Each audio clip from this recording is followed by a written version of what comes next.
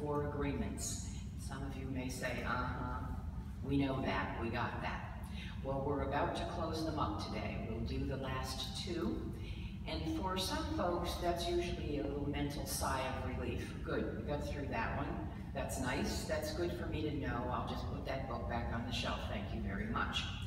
And so I'm going to challenge that a little bit this morning, because it's not about, that's good, we got it done, put the book away, I've got all that comes from that book. It's about what did you find that you can use, or that you can call upon to help you in times when we don't remember. And what is it sometimes we don't remember? That we're children of God, loved unconditionally, that God is with us always, one presence, one power, everywhere present, all good. And so when we don't always remember, it's good to have what our friend here, Don Miguel Ruiz, says is a code of conduct. And that's what he calls these four agreements. They are a code of conduct in the way you can choose to live your life. And the four agreements that he offers up, you can see here behind me. Jan very fondly found these four agreements in this particular construct. And I thought that they summed up all four of them very nicely, and I see some of you looking back behind me. The important thing to know about a code of conduct, especially this one, with these four agreements, it is also a code for transformation.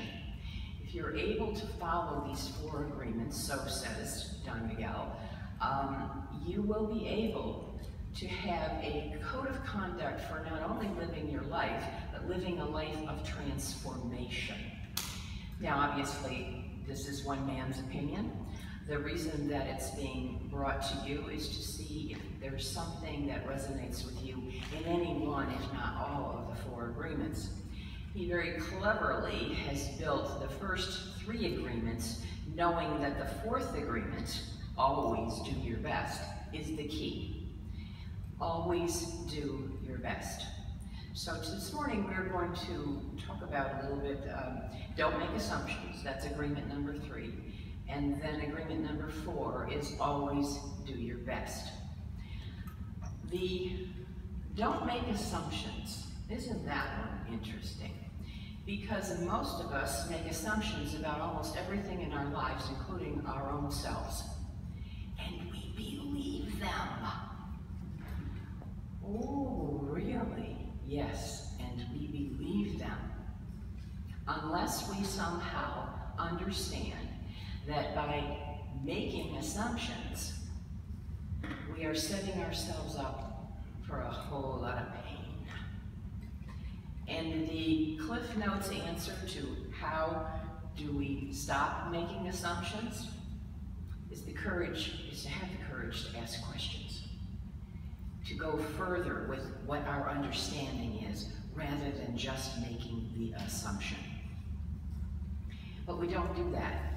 For whatever reason, we prefer to make the assumption and not say, oh, I don't understand that. Did that really happen?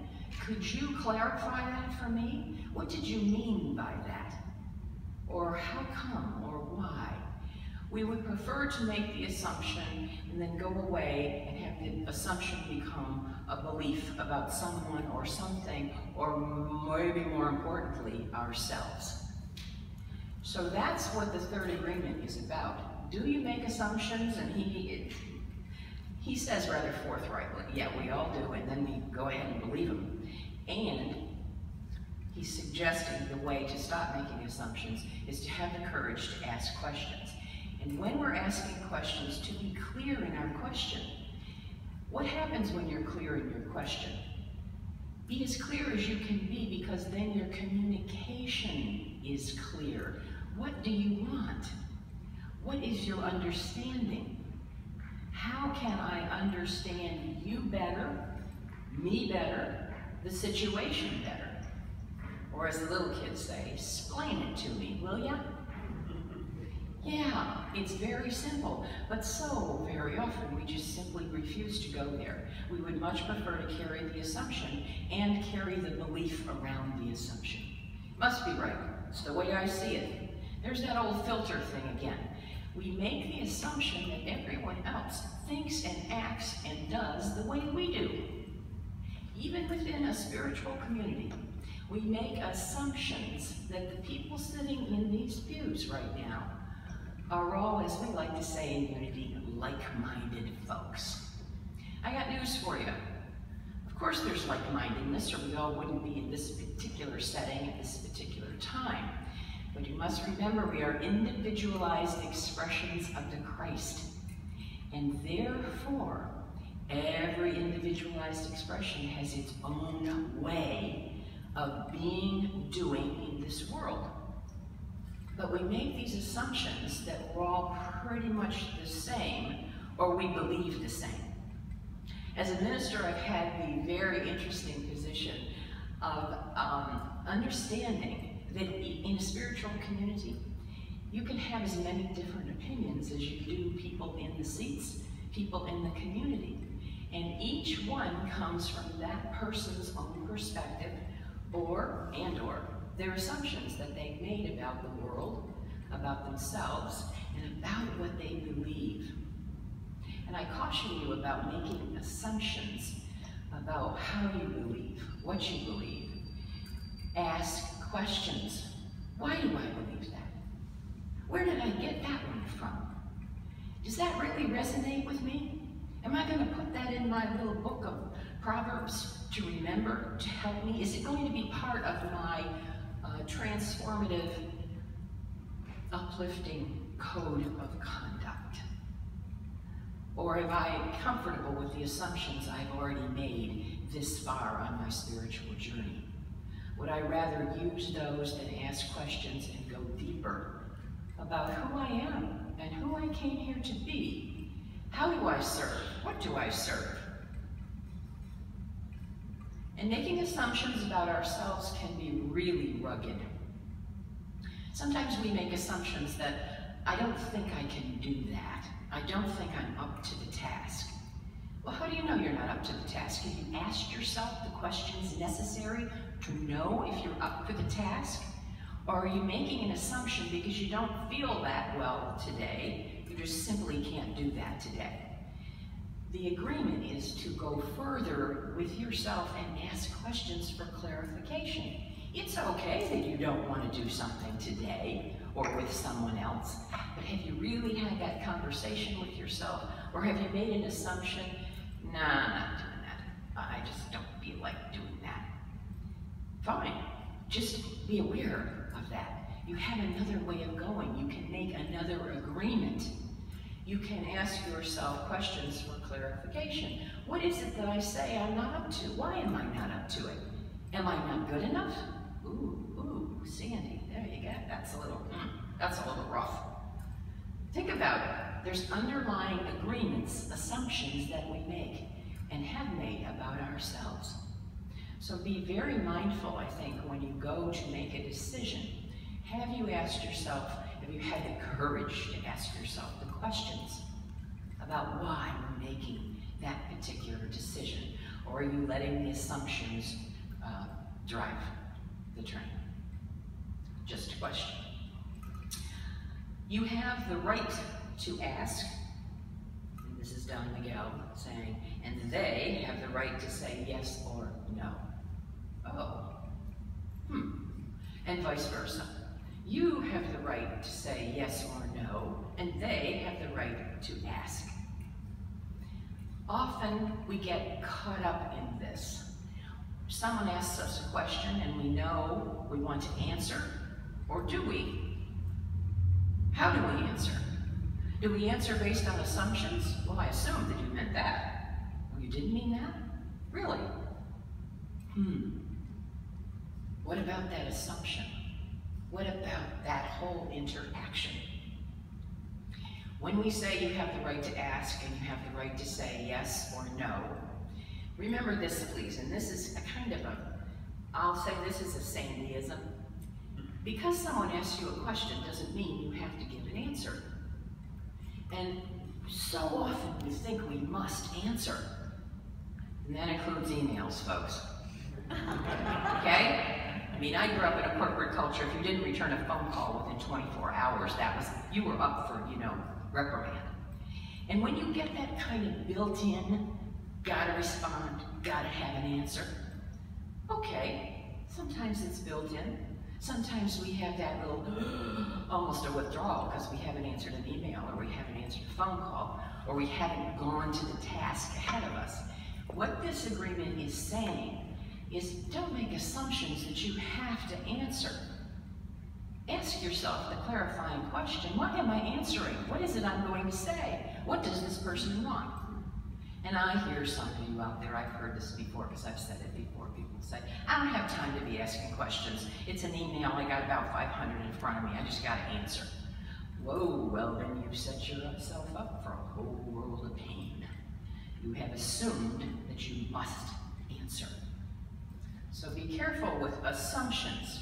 And remember, the way to stop making assumptions is to ask clarifying questions. Clarifying questions. And are you clear when you ask the question? The purpose of this particular agreement is so that we understand our word. Back to the word, being impeccable with our word. When we're clear about asking questions, then we become impeccable with our word.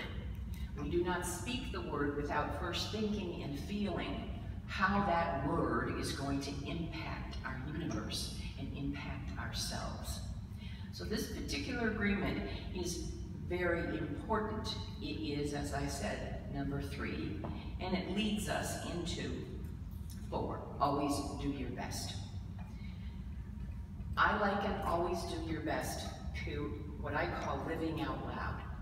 And interestingly enough, once again, my friend Science and Mind this last week had a reading called Living Out Loud. When you live out loud, you're not afraid. You're not afraid because you know you're coming from a place of good, of clarity, of authenticity, and you're not just shooting back an answer.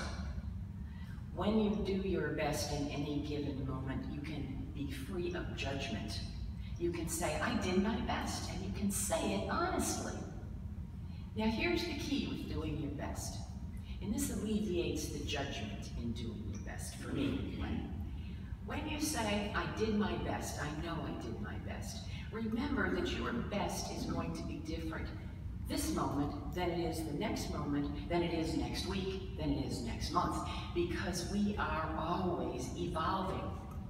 You may have a day when you don't feel well. You may have a day when you're just flat out tired. Have you and can you say, even flat out tired or not having a good day, I did my best? You see, doing your best will be different each moment. But some of us get these expectations of best being way up here, and if you don't get way up here, don't bother. Best is, did you authentically give it your best in the moment? You weren't judging yourself, you weren't expecting anything beyond giving your best. And when we can say, I gave my best, I may not have felt like it, maybe it wasn't the same kind of best I gave yesterday, but I honestly gave my best. The sense of freedom that comes from knowing that you did the best you could is huge. And we walk around sometimes tightly wrapped, telling ourselves, you didn't do your best, because we don't give ourselves the space to understand best is best in the moment that you're in. It isn't something that you judge yourself by. It's just your best in that particular moment. Now, both not making assumptions and always doing your best, there's keys to both of them. Actually, there's key to all 4 agreements, and it's called action. If you don't act on these agreements, if you don't act like you're always doing your best, if you aren't always acting impeccably with your word, and if you aren't always trying not to take things personally, then what are you doing? You're shortchanging yourself. Action is living fully. It is the living out loud from an authentic space that I was talking about before. When you don't do your best, you deny yourself the right to be you. See, when we're authentic, when we're impeccable with our words, when we don't take anything personally, and we don't make assumptions, and we always do our best, we are coming from the real you and me, our Christ at center. That, my friends, is living out loud, is living freely, is living without judging ourselves or anyone else. But it takes action, and it takes discipline. These agreements are very fine. We can list them, and aren't they nice? They're nice and short, and we have a little chart up here. But if we don't act on them, if we don't actually act on them and make them habits, then they're really not going to become our conduct for transformation, for freedom. So the action sounds like our fifth principle, doesn't it? Know the truth is fine, but we must walk the truth. That's why we call ourselves practical Christians. So I present to you these 4 agreements as a code of conduct. It's just a beginning. You can choose to honor them or not. The reason that I liked this particular set of 4 is because of the freedom that it allows for, and because I wanted to make sure I brought this up.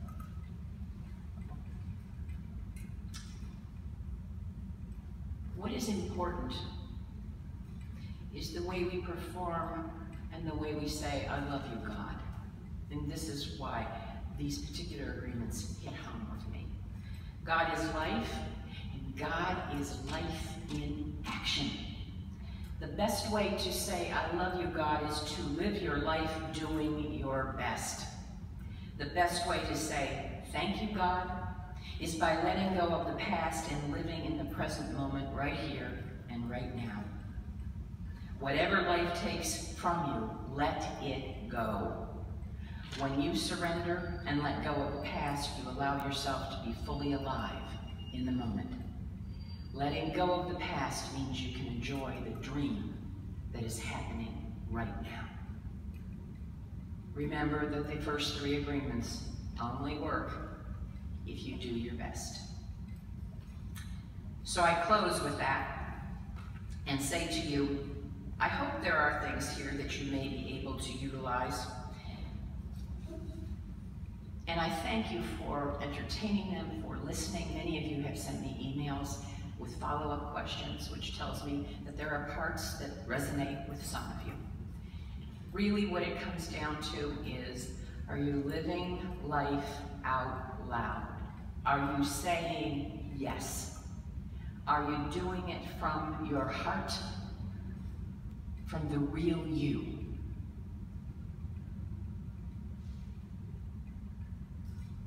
And that's all she wrote. Amen.